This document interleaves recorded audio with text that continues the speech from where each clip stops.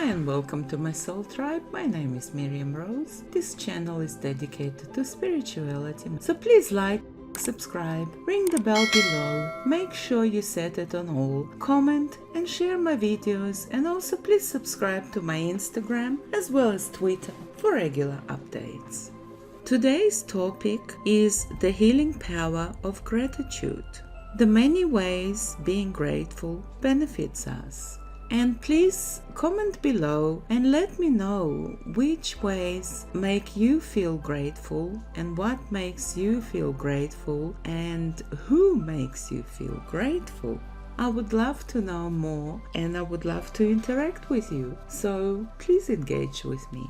Gratitude is perhaps the most important key to finding success and happiness in the modern day. Knowing what we appreciate in life means knowing who we are, what matters to us, and what makes each day worthwhile. Paying attention to what we feel grateful for puts us in a positive frame of mind. It connects us to the world around us and to ourselves. Research demonstrates that focusing on what we're grateful for is a universally rewarding way to feel happier and more fulfilled. As an important mental health principle, the benefits of gratitude extend far beyond what we may imagine. Scientific studies have found that gratitude is associated with greater happiness, more optimism and positive emotions, new and lasting relationships, better health, more progress toward personal goals, fewer aches and pains, more alertness and determination, increased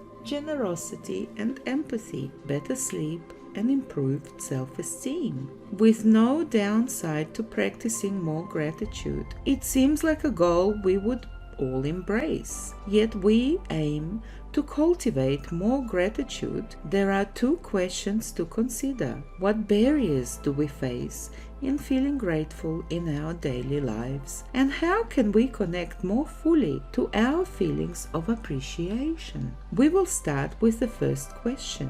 Why do people have trouble feeling grateful? It's difficult to acknowledge what we have.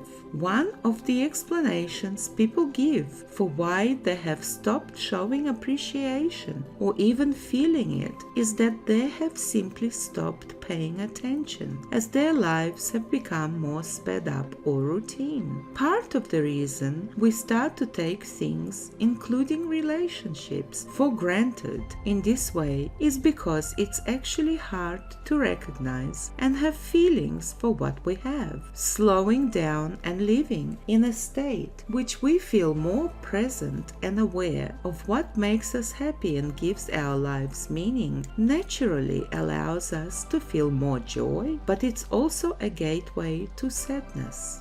As much as we all would say we want love, acknowledgement, happiness, kindness, and generosity, it can be very hard to accept each of these for a variety of unexpected reasons. To love means we are vulnerable and wanting, which puts us in a position where we have something to lose. To be in touch with what matters to us brings us closer to our feelings, with happiness and sadness becoming more prominent. Generosity, both offering it and having it offered to us, often arouses sadness. This emotion can make us uncomfortable or even anxious, but it can also have a simultaneously calming and invigorating effect, making us feel more vital and exuberant. Feeling sadness centers us in ourselves. Number 2, gratitude reminds us of what we lacked in the past. Many people have come to my office happier than ever from having fallen in love, and yet they're completely terrified because the way they're being treated by their partner is very different from how they were even ever treated before.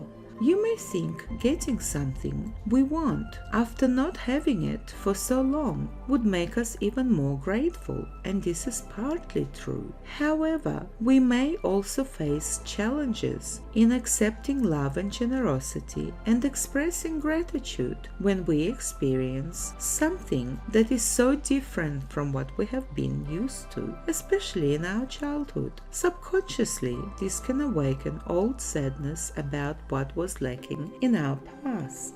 When this happens, we start to feel uncomfortable or unworthy of the things we are receiving. Recognizing what we have can also stir up guilt or feelings of indebtedness. We may feel embarrassed or apologetic for what someone else wanted, or even for feeling we have more than someone else, especially when it's a parent or a sibling or even a close friend. We may also be overwhelmed by a feeling that we now owe someone else for our happiness. Without realizing it, we may avoid gratitude to avoid these other undesirable feelings. When we feel shaken up, we may pull away from whatever it is making us happy. We may start to view our life through a distorted lens, with thoughts like, he just wants something from you, or this isn't going to last, so don't get too comfortable. These unsettling thoughts and emotions can make expression and gratitude or acknowledgement of the contrast between our past and our present feel much more difficult and even threatening. So how can we feel more grateful? Number 1.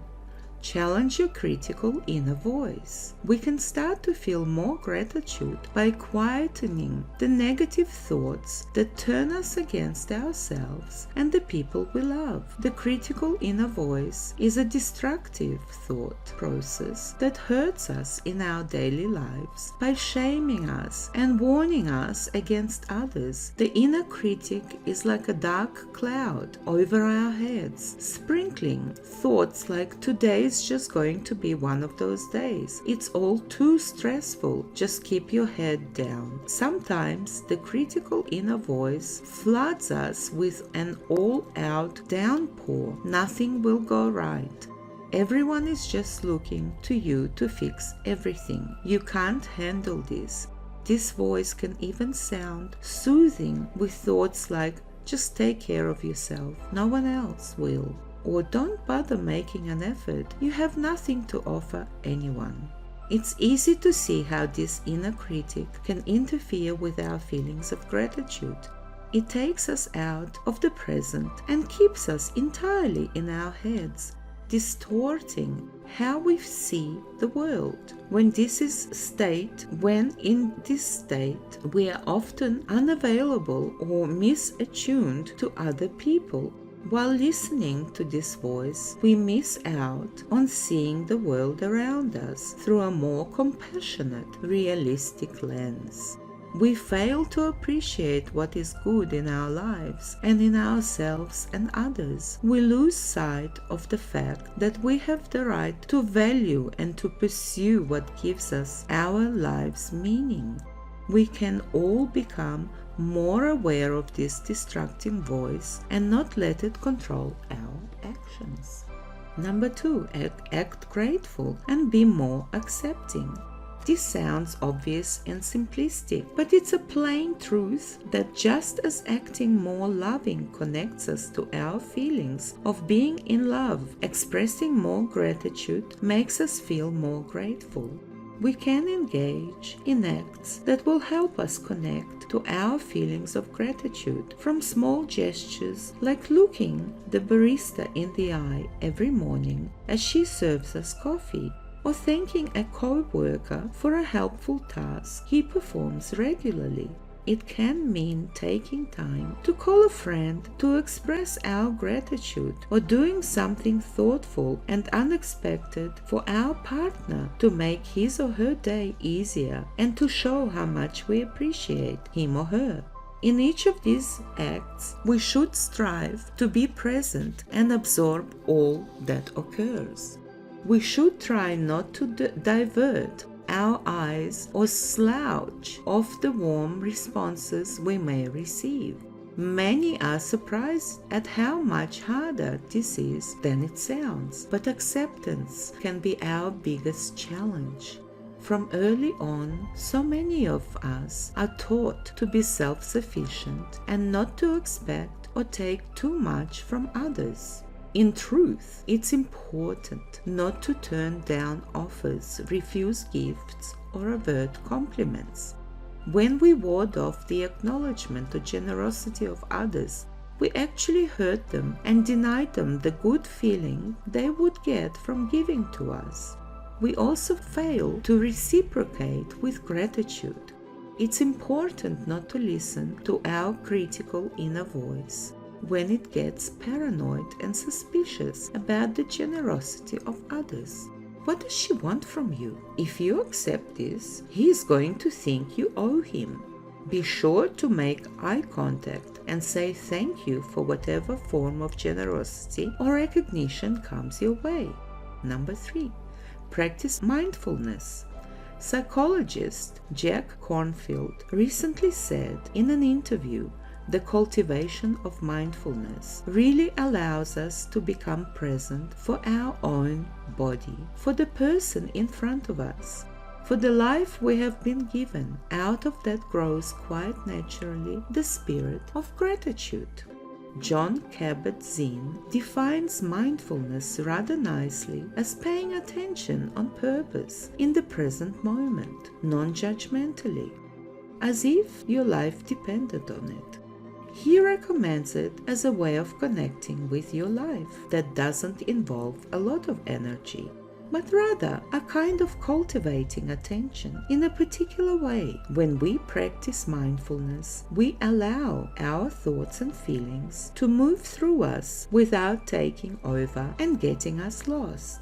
Mindfulness enables us to stay more connected to the people around us and awaken to what we have been missing while plugging along in our daily existence. Practicing mindfulness is an ongoing, organic, and effective way to tap into our feelings of gratitude. Number 4. Awaken your sense of wonder. When we follow the suggestions offered, we can become more in touch with ourselves. Our senses will be awakened, and we will have more responses to what we see, hear, and feel. We will be better equipped to experience what psychologist Kirk Snyder describes as an essential component to a fulfilling life we owe. Snyder authored the book Awakening to Awe, wrote, "Awe is the sense of amazement, humility, and wonder before the mystery of life. Awe is not just a cheap thrill or a stunned helplessness. It is an appreciation of the whole of life, the fragile as well as the exalting. Awe inspires us to see through the pettiness of life and connects us to the grand picture, the great adventure. And this adventure has remarkable potential to lift us, to heal us, and to give our lives meaning. It's both humbling and awe-inspiring to fully acknowledge the importance of our experience, things outside of ourselves, and our dependency on others. By awakening ourselves to a sense of wonder about the many things we may overlook in a day, we open our hearts to feel connection and appreciation for the many miracles of our existence." Well, I hope you enjoyed this video. Please comment below. Make sure to let me know what you're grateful for. It can be anything from eating ice cream to having a brand new baby. You tell me. Thank you once again. Cosmic kisses to everyone. Bye for now.